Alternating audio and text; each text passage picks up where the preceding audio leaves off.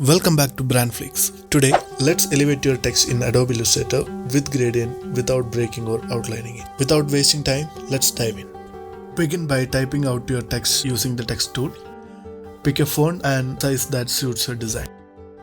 Now, head over to the window menu and select Appearance to open the Appearance panel. In the Appearance panel, locate and click on Fill to access your text fill options. Within the fill options or gradient panel, simply choose gradient to apply a gradient fill to your text. Click on the gradient bar to add color points.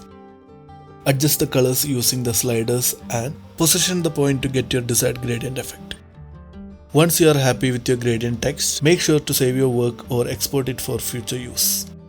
There you have it. Quick and easy step to add gradients to your text in Adobe Illustrator. If you found this helpful, give it a thumbs up, share your thoughts and subscribe for more design hacks.